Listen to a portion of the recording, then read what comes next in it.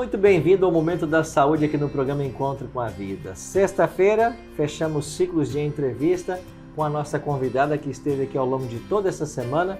Desde já, querendo agradecer a doutora Satiko Takano por seu tempo e por seus conselhos ao longo dessa semana, viu, doutora? Obrigada, eu que agradeço. Espero que você possa voltar em outro momento ao nosso programa para enriquecer os nossos telespectadores com informação de qualidade. Doutora Satiko, ela é neurologista e hoje professora também de neurologia da Universidade Federal do Amazonas, e ela nos auxilia ao longo de toda a semana falando sobre vários tópicos, e a gente queria fechar a semana com chaves de ouro. Doutora, vamos falar então sobre distúrbios do movimento. Eu nunca tinha ouvido falar sobre esses distúrbios. O que seriam isso? Os distúrbios do movimento são alterações relacionadas ao movimento mesmo. Por exemplo, a gente já falou antes da doença de Parkinson, ela é um distúrbio do movimento. Né? Ah, ok. Então, são doenças onde pacientes vão ter movimentos, e normalmente são involuntários, relacionados a alguma doença neurológica. Normalmente, o mais comum são os tremores, né? Isso é comum, o paciente ter tremores nas mãos, né?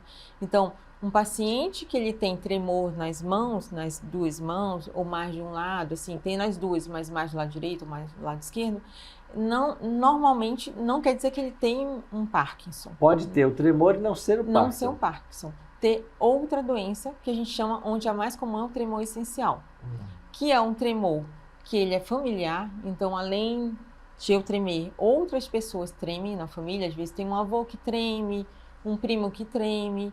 Esse tremor está muito associado com a parte emocional, então esse paciente, às vezes, quando ele fica nervoso, ele treme mais. Né? Então, só em momentos específicos, então, não é constante. Ele pode tremer o tempo inteiro nas mãos, principalmente na hora que ele pega a xícara, na hora que ele faz o movimento, né? Na hora que ele vai escrever, ele pode tremer mais, mas que sempre vai piorar quando ele ficar nervoso, né? Ficar mais ansioso, mais nervoso. E ter essa associação com a família. O tremor acontece só nas mãos? Pode acontecer nas mãos, nas pernas, também, no membros inferiores, e na cabeça. O tremor essencial, ele pode ter na cabeça.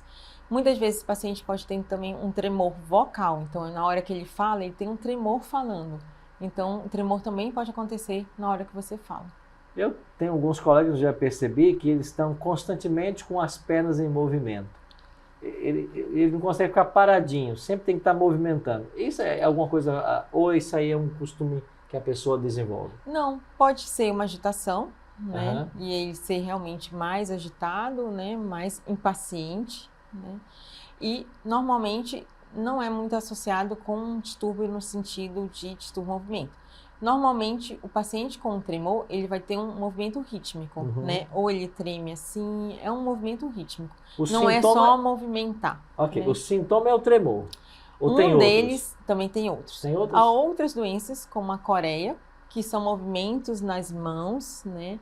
Então, coreias, atetoses, que são movimentos nas mãos, que já são lesões normalmente no cérebro, né? Normalmente pode ser por AVC, ou esse paciente pode ter uma doença como a doença de Huntington, que é uma doença genética. Ah, quando você percebe que a pessoa fica movimentando as mãos, braços, assim. O corpo. Entendi.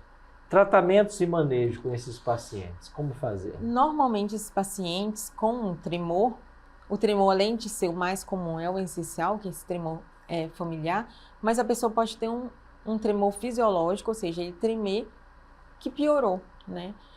E não é uma doença. Quando a gente vê que realmente esse paciente tem uma doença, como um tremor, a gente tem que descartar outras causas. Por exemplo, descartar que ele tem um hipertiroidismo, que ele tem alguma alteração no cérebro, com imagens e exames laboratoriais, tá bom? A partir daí, realmente, ele só tem um tremor essencial. Nesse caso, a gente usa medicamentos para diminuir esse tremor. Né? Então, a gente tem como tratar. Não curar, muitas vezes, mas tratar. Então, o tratamento vai equilibrar as ações. Equilibrar. E diferente do Parkinson, o tremor essencial, apesar de às vezes ser até incapacitante, ele não é uma doença neurodegenerativa. Ou seja, ele não vai acometer os outros órgãos do nosso corpo e nem ser normalmente algo que vai progredir para uma doença mais grave. Alguns pacientes podem piorar muito com o tremor e aí fazer esse tratamento só ajuda. Tá joia. Doutora, muito obrigado, viu, Obrigada. por todas as suas dicas. Eu espero que você volte em outro momento no programa. Sim, também. Muito obrigada. Tá bem?